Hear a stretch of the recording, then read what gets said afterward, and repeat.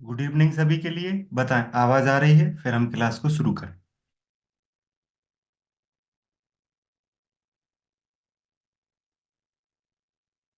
ये जो लाइन है, आप पढ़ के समझ सकते हैं किसके बारे में आज हम चर्चा करेंगे? है ना, पर्वत की मैं राज दुलारी, शादी करके विदा हुई हूँ। उस खारे से दूल्हे पर मैं बचपन से ही फिदा हुई हूँ। ये जो लाइन है, ये किसके लिए है? आवाज नहीं आ रही क्या आप लोगों को? चैट बॉक्स में बता दें एक बार, वरना पता चले मैं बोलता रहूं, आपको आवाज ही ना। आ रही है सर आवाज तो। धन्यवाद। तो हम नदियों के बारे में पढ़ेंगे आज। है ना, रिवर्स जो हैं उनके बारे में हम चर्चा करेंगे।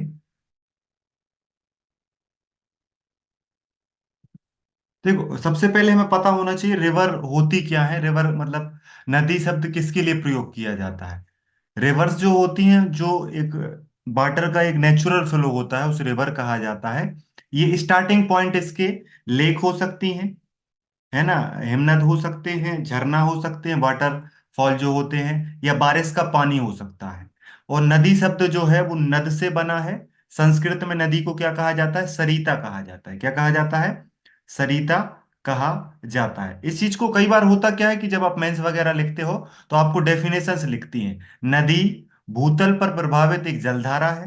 मतलब जो जो लैंड है उस पर एक फ्लो करने वाली चीज को रिवर कहा जाता है। रिवर किसी ना किसी सोर्स से आती है।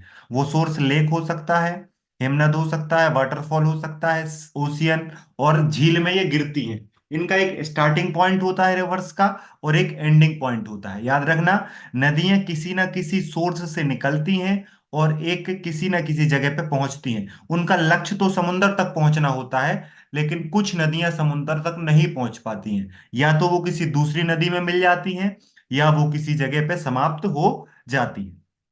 तो हम अपनी इस क्लास में वर्ल्ड की कुछ इंपॉर्टेंट रिवर्स की चर्चा भी करेंगे, और हम इस क्लास में इंडिया की जो इंपॉर्टेंट रिवर्स है उनकी चर्चा भी करेंगे, और उससे जुड़े कुछ इंपॉर्टेंट फैक्ट है उनकी बात भी देखेंगे। ठीक है, अब यहाँ पे आप देखिए, रिवर्स दो प्रकार की होती हैं। रिवर्स कितने प्रकार की होती हैं? दो। एक होती है सदा नीरा, जिनमें ऑलवेज वाटर होता है, और एक होता है रेनी सीजन में, बरसाती टाइम में जो चीजें होती हैं। ऐसी, देखो, ऐसी नदियां सदानीरा नदियां कहलाती हैं जिनके सोर्स नील, झील, झरना और हिमनद होते हैं। और इनमें मतलब हर टाइम इनमें पानी रहता है। और इनके एग्जाम्पल क्या हैं? गंगा, यमुना, कावेरी, ब्रह्मपुत्र, अमेजन और नील नदी, ये वैसी नदियां हैं जिन्हें सदानीरा कहा जाता है। इनमें ऑलवेज वाटर होता है। इसके अलावा जो दूसरी होती हैं, वो बरसात वाली नदियां कहलाती हैं। रेनी सीजन में वाटर आता है, 3-4 महीने वाटर रहता है, फिर वाटर खत्म हो जाता है। ठीक है। और हमारे यहाँ पे भारत देश, आपको पता है हमारा जो कल्चर है, उस कल्चर में नदी को देवी का रूप माना जाता है। क्या माना जाता है? देवी का रूप माना जाता है। तो आप सभी लोगों ने वैदिक सिविलाइजेशन के बारे में पढ़ा है। आपको बताना है कि माँ सरस्वती को किन किन नामों से जाना जाता है। माँ सरस्वती को ऋग्वेद में किस किस नाम से बोला गया है, वो आपको कमेंट करके बताना है चैट बॉक्स में। ठीक है। रिवर्स दो प्रकार की होती हैं, एक सदानीरा होती है और एक बरसाती होती है। एक में हमेशा वाटर रहता है और एक में रेनी सीजन में वाटर आता है। गंगा, यमुना, कावेरी, ब्रह्मपुत्र, एमेजॉन और नील रिवर जो हैं, ये सदानीरा नदियों के क्या हैं? एग्जाम्पल हैं।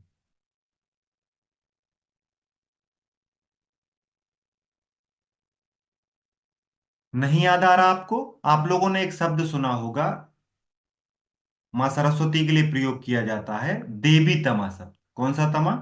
देवी तमा, है ना, नदी तमा। ये शब्द जो है सरस्वती नदी के लिए प्रयोग, सरस्वती नदी के लिए प्रयोग किए गए हैं ऋग्वेद में। सरस्वती नदी के लिए, सरस्वती नदी को सबसे पवित्र नदी माना गया है ऋग्वेद में। और उनके लिए कौन से शब्द प्रयोग किए गए हैं? उनके लिए जो शब्द प्रयोग किए गए हैं उसे देवीतमा और नदीतमा कहा जाता है। अब आप लोगों ने ये चित्र कई बार देखा होगा। इस चित्र को हम समझने की कोशिश करते हैं। जैसे ये हिमालय वाली जो रिवर्स जब फ्लो करना स्टार्ट करती हैं, तो सबसे पहले तो देखो, वो स्टार्ट हिमालय से करती हैं, हिमालय में वो फ्लो कर ही रही हैं। फिर हिमालय के बाद जब वो नीचे आने लगती हैं, तो वो जिस जगह पे पत्थरों के अंदर बहने लगती हैं, पत्थर और कंकड़ के अंदर बहने लगती हैं, उसे कहा जाता है भावर। उसे क्या कहा जाता है? भावर कहा जाता है। यहां पर उनका स्टार्टिंग होता है, स्टार्टिंग को कहा जाता है उद्गम। स्टार्टिंग को क्या कहा जाता है? उद्गम। उद्गम से वो पहाड़ से बहते हुए जब नीचे गिरती हैं कंकड़ पत्थरों के अंदर, उसे भावर कहा जाता है। जब वो दलदल में फंसती हैं, उसे तराई कहा जाता है। नदियां जब दलदल में आ जाती हैं, उसे तराई कहा जाता है। और नदियां दो प्रकार की मिट्टियां हैं, एक खादर मिट्टी और एक बांगर मिट्टी। न्यू एलुवियल सोयल को कहा जाता है खादर, और ओल्ड एलुवियल सोयल को कहा जाता है बांगर। बांगर और खादर दो प्रकार की सॉइल हैं जो रिवर के द्वारा बनाई जाती हैं अपने लाइफ साइकिल के दौरान। ठीक है। इसके बारे में आपको क्या है, याद रखना है। अक्सर कई बार आपसे पूछ भी लिया जाता है, तो इसका एक फ्लो याद रखना। स्टार्टिंग इनकी हो रही है उद्गम से, फिर ये जा रही हैं भाबर में जहां पर पत्थरों के नीचे से बहती हैं, फिर जा रही हैं दलदल में जहां तराई कहलाती है।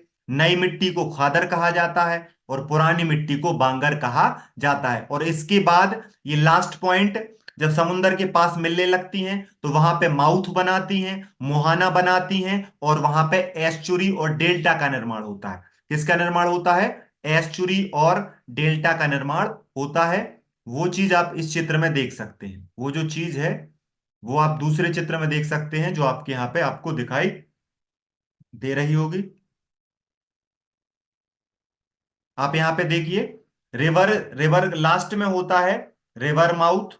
यहां पर एस्चुरी बना सकती हैं। देखो, अगर कोई रिवर डायरेक्ट पानी समुंदर में मिल जाता है तो उसे एस्चुरी कहते हैं। और जो जीवन की कमाई लेके आती है, जो कचरा लेके आती हैं, जो अपशिष्ट लेके आती हैं, जो फॉसल्स लेके आती हैं, उन्हें डेल्टा कहा जाता है। अगर डायरेक्ट सी वाटर और रिवर वाटर अगर डायरेक्ट मैच हो गया, एक दूसरे में डायरेक्ट कनेक्ट हो गया, तो वहां पे बनाई जाएगी एस्चुरी। और जहां पे बहुत सारा जो अवशेष रहेगा, फॉसिल्स रहेगा, उसे कहा जाएगा डेल्टा। तो रिवर माउथ पे या तो एस्चुरी बनाई जाएगी या डेल्टा बनाया जाएगा। ठीक है। तो नर्मदा जो है वो एस्चुरी बनाती है, जबकि गंगा और ब्रह्मपुत्र हैं जो वो डेल्टा बनाती हैं। ठीक है, आपको याद रखना है। और जो नदियां नदी में आके मिलती हैं उन्हें ट्रिब्यूटरीज कहा जाता है, सहायक नदियां कहा जाता है। क्या कहा जाता है? सहायक नदियां। रिवर जब ऊंचाई से गिरती हैं तो वहां पे वाटरफॉल बनता है। रिवर जब ऊंचाई से गिरती हैं तो वहां पे क्या बनता है? वाटरफॉल बनता है। ये भी आपको याद रखना है, कई बार पूछ लिया जाता है। नदियों के द्वारा वाटरफॉल भी बनाया जाता है ना। जो नदियां आके मिलती हैं वो सहायक नदियां होती हैं। तो यहाँ पे हम देखते हैं हमने क्या क्या, अब ब्लैंक करके देखते हैं। हमने नदी की बात की। हमने किसकी बात की? नदी। तो जब नदी स्टार्टिंग से शुरुआत करती है तो उसे उद्गम कहा जाता है। नदी जहां से निकलती है, नदी मान लो ये इस प्रकार की एक नदी है, तो ये यहां मान लो ये एक बहुत बड़ा पर्वत है। यहां से जब नदी निकलेगी, यहां से नदी निकलेगी, तो यहां पे नदी का क्या रहेगा? उद्गम रहेगा, स्टार्टिंग रहेगा। फिर जब वो एक पत्थर कंकड़ों में फंस जाएगी तो वहां पे क्या रहेगा? भावर रहेगा। जब वो दलदल में फंस जाएगी, वहां पे तराई रहेगी।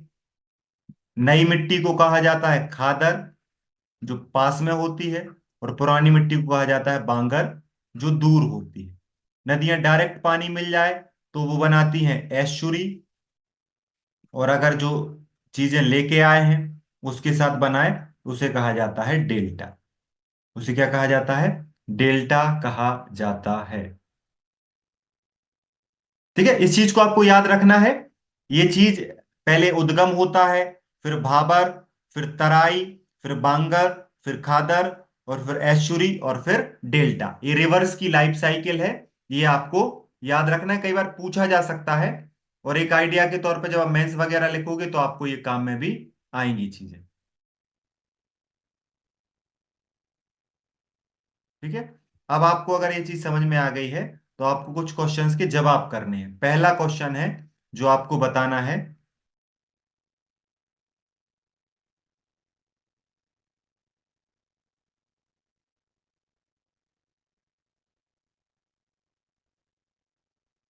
पहला क्वेश्चन कमेंट करके बताएं कि संस्कृत में नदी को क्या कहा जाता है। संस्कृत में नदी को क्या कहा जाता है।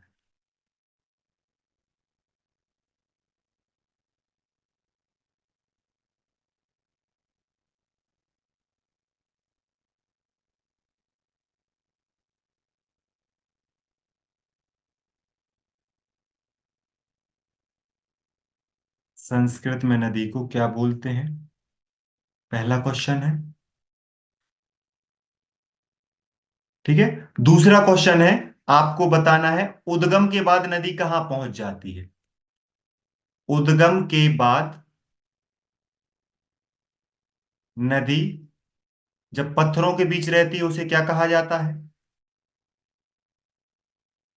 ये दूसरा क्वेश्चन है जो आपको कमेंट करके बताना है। फिर तीसरा बताना है, दो मिट्टियां जो बनती हैं, मिट्टी कौन सी हैं, मिट्टी के नाम जो नदी बनाती हैं, मिट्टी के नाम जो नदियां बनाती हैं। और चौथा क्वेश्चन है,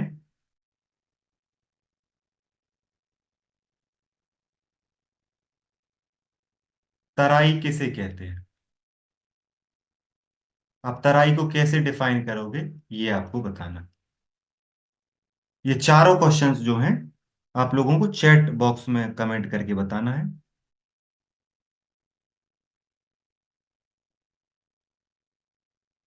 बढ़िया बढ़िया।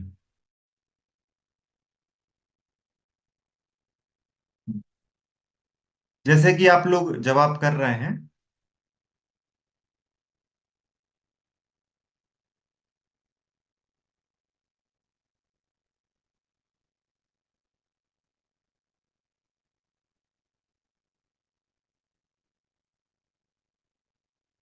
पहले का आप लोगों ने जवाब किया है, बढ़िया।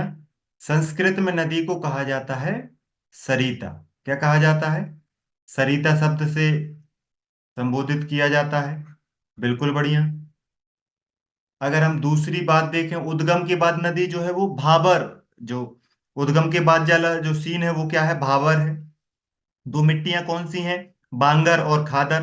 तराई में क्या होता है, तराई वो वाला इलाका है जहां पे दलदल होता है। क्या होता है, जहां पे दलदल होता है, बहुत सारी मड या वेटलैंड्स जहां पे होते हैं, उसे तराई वाला इलाका कहा जाता है। आपको दो एग्जाम्पल देने हैं ऐसे नदियों के जो एस्चुरी बनाती हैं, और दो एग्जाम्पल देने हैं ऐसे नदियों के जो डेल्टा बनाती हैं। दो नदियां बताइए जो एस्चुरी बनाते हैं, और दो नदियां बताइए जो डेल्टा बनाते हैं। फिर हम यहां पे बात करेंगे।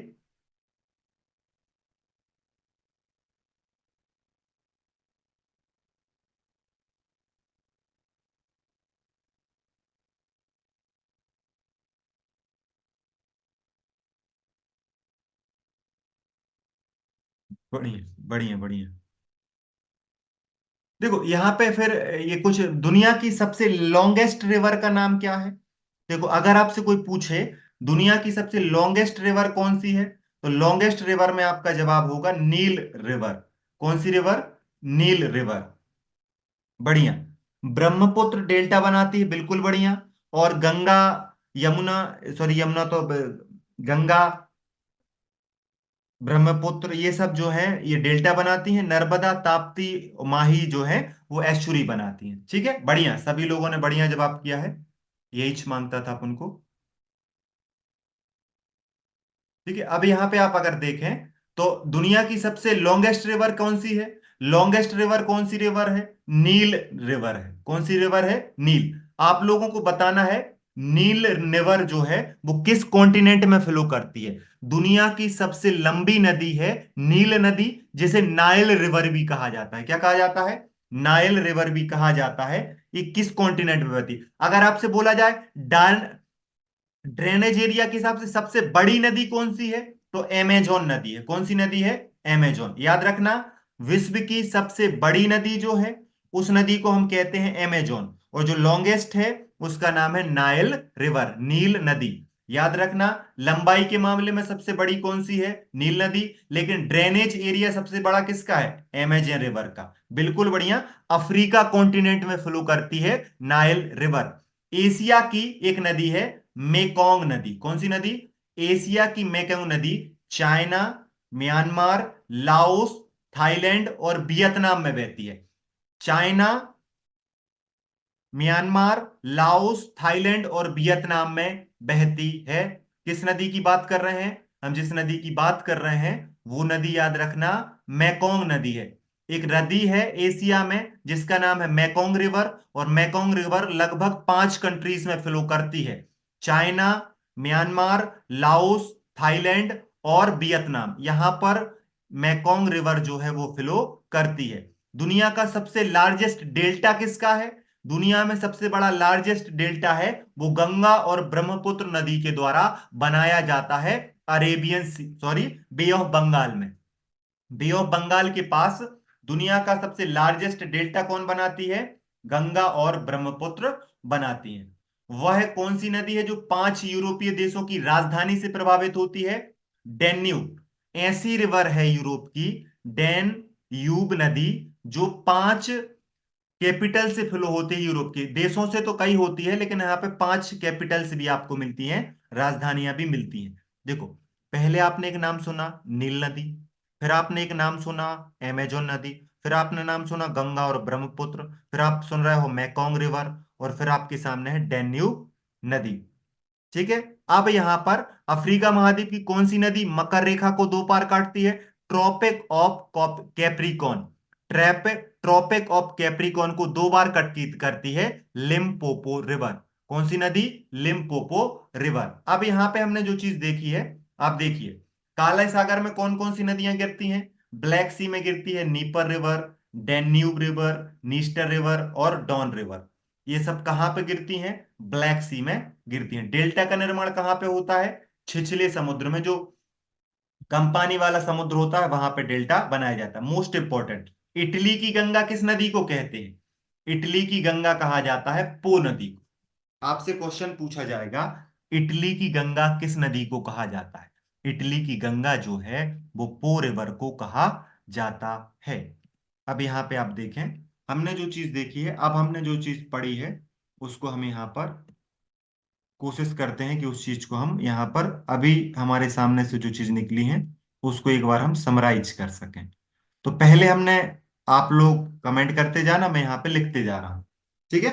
सबसे दुनिया की सबसे बड़ी नदी, सबसे बड़ी नदी, विश्व की सबसे लार्जेस्ट रिवर कौन सी है? सबसे बड़ी नदी, सबसे बड़ी बोला है, सबसे बड़ी। अगर लंबी बोला, लॉन्गेस्ट नहीं, लार्जेस्ट बताइए।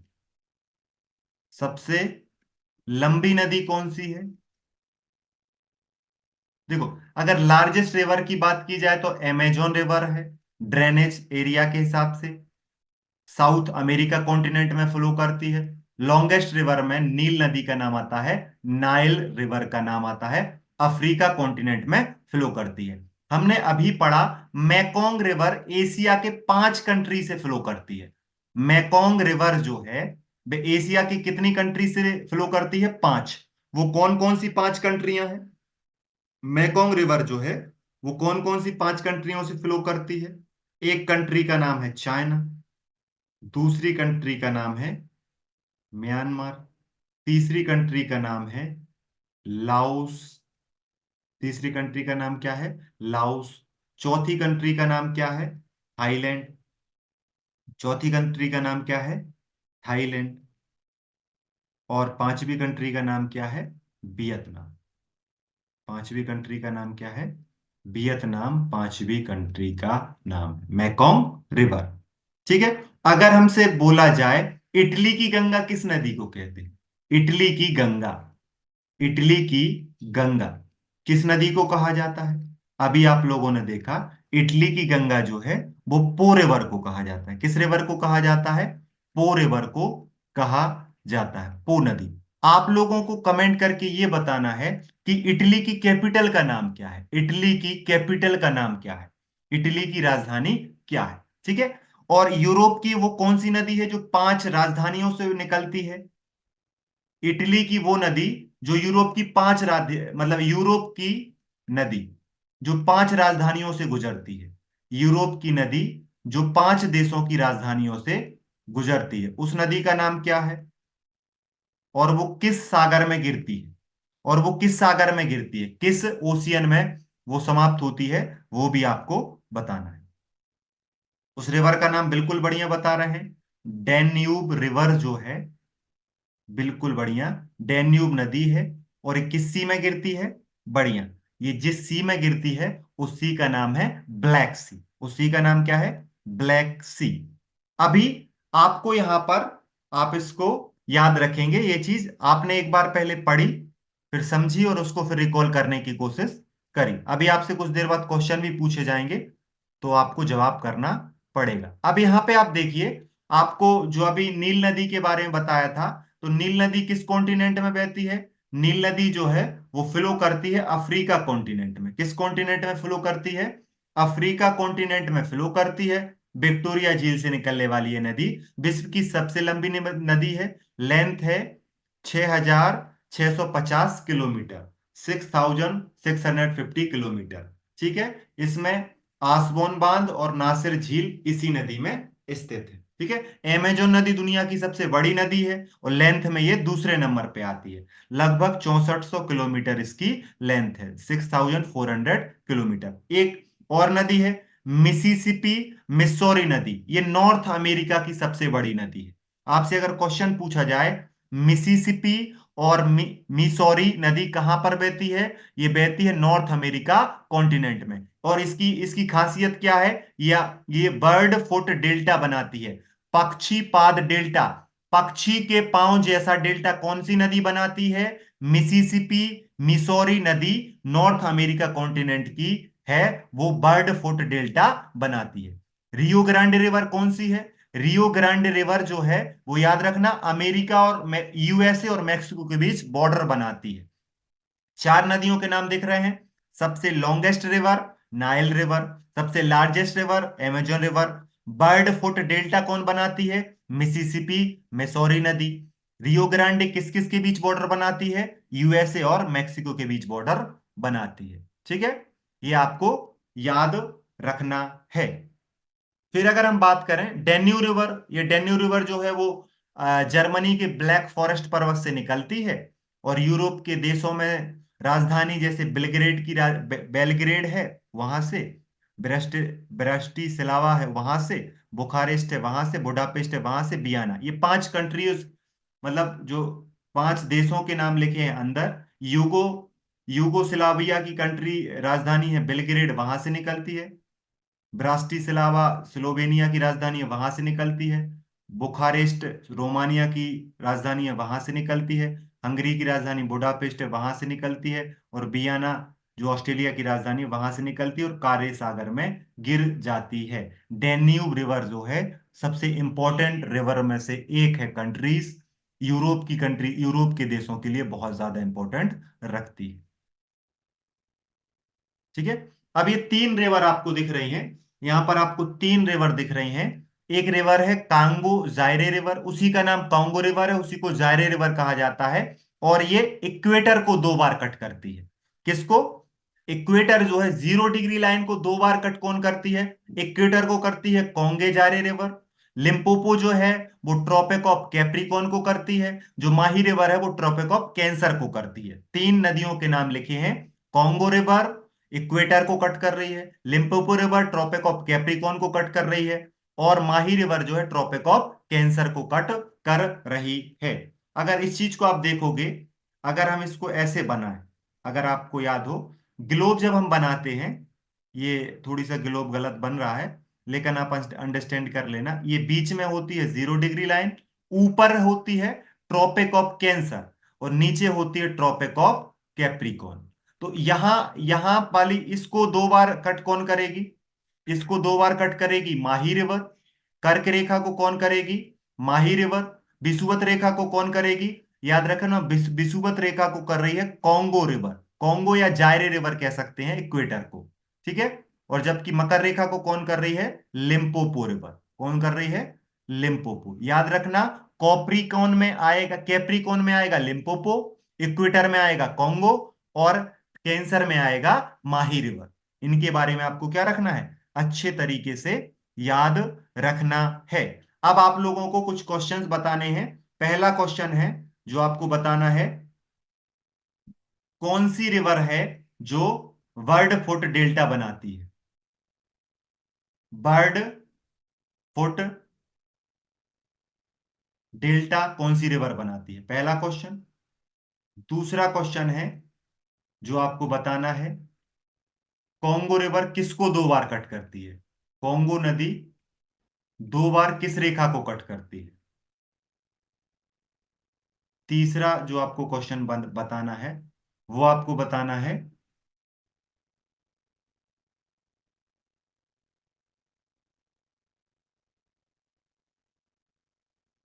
नील नदी की अप्रोक्स लंबाई बतानी है, लगभग लंबाई कितनी है नील नदी की, वो आपको बतानी है। फिर आपको बताना है, कर्क रेखा को दो बार कौन कट करता है? कर्क रेखा को दो बार कट कौन सी नदी करती? कर्क रेखा को दो बार कौन सी नदी कट करती है? बढ़िया बढ़िया जवाब। तो पहले का जवाब क्या हो जाएगा? जो वर्ड फुट डेल्टा है, वर्ड फुट डेल्टा बनाती है मिसिसिपी और मिस्सौरी नदी। कौन बनाती है? मिसिसिपी, मिसिसिपी और मिस्सौरी जो नदी है, वो बर्ड फुट डेल्टा बनाती है। कांगो रिवर किसको दो बार काटती? बिल्कुल बढ़िया, इक्वेटर को दो बार काटती है, विषुवत रेखा को दो बार कट करती है। नील नदी की लंबाई बिल्कुल 6650 किलोमीटर इसकी अराउंड लगभग लेंथ है। और कर्क रेखा को दो बार कौन सी नदी काटती है? माही नदी कट करती है। कर्क रेखा को दो बार माही नदी कट करती है। बढ़िया। ठीक है, अब इंडिया की कुछ रिवर्स की बात करते हैं। इंडिया की गोदावरी रिवर है। गोदावरी की लेंथ कितना है? गोदावरी की लेंथ है 1465 किलोमीटर। गोदावरी जो है वो नासिक से निकलती है महाराष्ट्र, और कहां पर गिरती है? बंगाल की खाड़ी में गिरती है। सतलज रिवर जो है वो मानसरोवर झील की राकस ताल से निकलती है। सतलज रिवर जो है वो 1440 किलोमीटर में से, याद रखना, भारत में कितनी बहती है? 1050, और पाकिस्तान में कितनी बहती है? 390। ठीक है, राकसताल से निकलती है सतलज झील, और ये किस नदी में मिल जाती है? चिनाब में, और चिनाब आगे जाकर किस में मिल जाती है? सिंधु में। यमुना की लेंथ क्या है? यमुना की लेंथ है 1375 किलोमीटर। यमुना यमुत्र बंदर पूंछ के पश्चिमी ढाल यमुनोत्री से निकलती हैं, और ये गंगा नदी में कहां पे मिलती हैं? प्रयाग में मिलती हैं। गोदावरी की लंबाई 1465, नासिक से उद्गम है, बंगाल की खाड़ी में मुहाना बनाती है। सतलज की लंबाई है 1440 किलोमीटर, मानसरोवर मानसरोवर झील के पास राकस ताल से निकलती हैं, चिनाब नदी में मिलती हैं। अगर आपसे कोई क्वेश्चन पूछे कि सतलज नदी किस, सतलज नदी जो है वो किस में जाके मिलती है, तो याद रखना सतलज चिनाब में जाके जाके मिलती है, वरना आप सिंधु लगा दोगे। अगर आपसे वो बोलेंगे सतलज किस में मिलती है, ऑप्शन में आपको सिंधु मिलेगा तो आप सिंधु लगा देंगे। सिंधु नहीं है, पहले वो चिनाब में मिलेगी और चिनाब जाके सिंधु में मिलेगी। यमुना की लेंथ क्या है? यमुना की लेंथ है 1375 किलोमीटर। फिर अगर आपसे कोई पूछे माही नदी, sorry sorry sorry, Mahanadi, Mahanadi की लेंथ कितनी है? महानदी की लेंथ है 1500, sorry 1057 kilometre. 1057 kilometre. Madhya Pradesh के रामपुर जिले के सिहावा पहाड़ी, ये गलत लिखा है। क्या लिखा है? गलत। महानदी अभी कहां से निकलती है? महानदी पहले निकलती थी मध्य प्रदेश से, अभी महानदी कहां से निकलती है? छत्तीसगढ़ से निकलती है। महानदी पहले निकलती थी मध्य प्रदेश से, लेकिन अभी के हिसाब से वो कहां से निकलती है? याद रखना, अभी के हिसाब से वो छत्तीसगढ़ से। घाघरा नदी की लंबाई क्या है? 1080। ये मात्सा तुंग हिमानी से निकलती है, और घाघरा जो नदी है वो गंगा में मिल जाती। चंबल नदी की लंबाई कितनी है? चंबल नदी की लंबाई 960 किलोमीटर है। ये मध्य प्रदेश के महू के निकट जाना पाव पहाड़ी से निकलती है। और यमुना की सहायक नदी। चंबल किसकी सहायक नदी है? यमुना की। घाघरा किसकी सहायक नदी है? गंगा की। यमुना किसकी सहायक नदी है? गंगा की। महानदी कहाँ से निकलती है? छत्तीसगढ़ के सह्यावा पहाड़ी से निकलती है और बंगाल की खाड़ी में मिलती है। कावेरी। कावेरी कहाँ से निकलती है? कावेरी निकलती है कर्नाटका से। कावेरी ब्रह्मागिरी पहाड़ी से निकलती है कावेरी। कावेरी गिरी। कावेरी कहाँ गिरी? ब्रह्मा की यहां गिरी, बंगाल की खाड़ी। कर्नाटक। कर्नाटक कावेरी ब्रह्मागिरी बंगाल की खाड़ी। सोन नदी 780 किलोमीटर अमरकंटक से निकलती है और किसकी सहायक नदी है? सोन नदी जो है वो गंगा की सहायक नदी है। कोसी की लंबाई कितनी है? 730 किलोमीटर। ये निकलती है गोसाई धाम चोटी से। ये किसकी सहायक नदी है? गंगा। बिहार का शोक कहा जाता है कोसी रिवर को। बिहार, सौरो ऑफ बिहार किसे कहा जाता है? कोसी रिवर को कहा जाता है। फिर रावी नदी कांगड़ा में रोहतांग दर्रे के समीप से निकलती है, चिनाब में मिलती है। ताप्ती बैतूल से निकलती है। रामगंगा नैनीताल से निकलती है। माही जो है, माही याद रखना, माही रिवर विंध्याचल पर्वत से निकलती है और खंबात की खाड़ी में जाके गिरती है। ठीक है, तो ये आज नदियां थी, तो इनके बारे में बताने की कोशिश करी। मेन फोकस था कि आप वर्ल्ड की कुछ इंपॉर्टेंट नदियों को जान पाए। ठीक है, आप एक एक व्यक्ति माइक चालू करेंगे, फिर उनसे क्वेश्चन पूछे जाएंगे।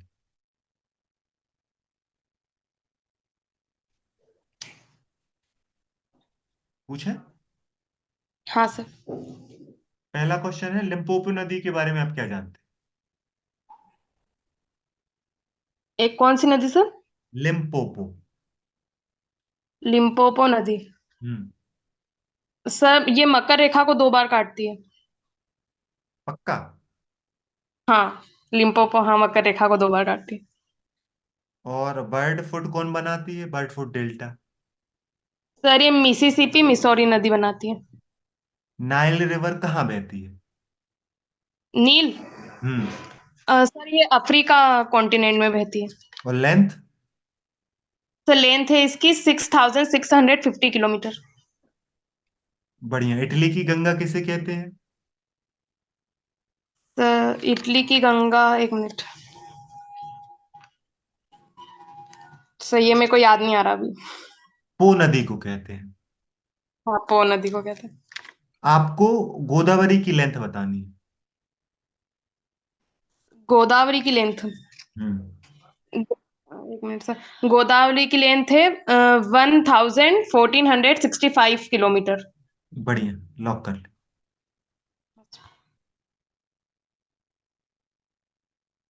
जी मैम, बताया।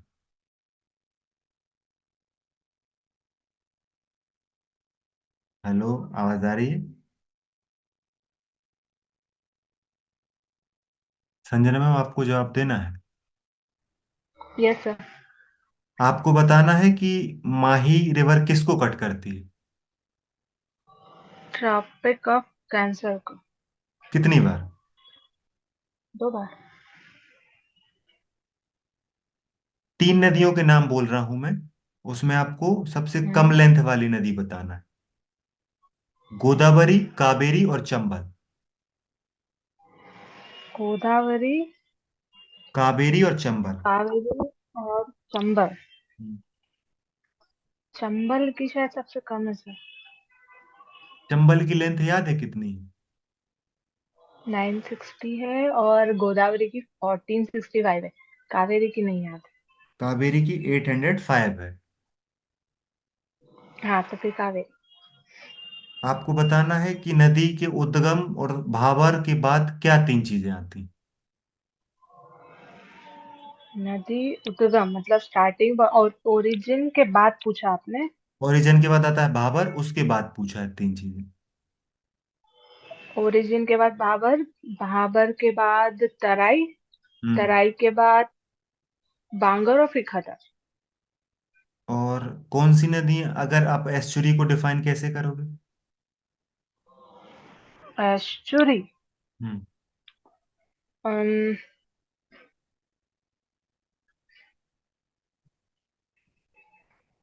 एस्चुरी जो डायरेक्ट जाकर गिरती है वो एस्चुरी, और हम्म। डेल्टा जो फॉजल साथ में वहां कल आती है वो डेल्टा।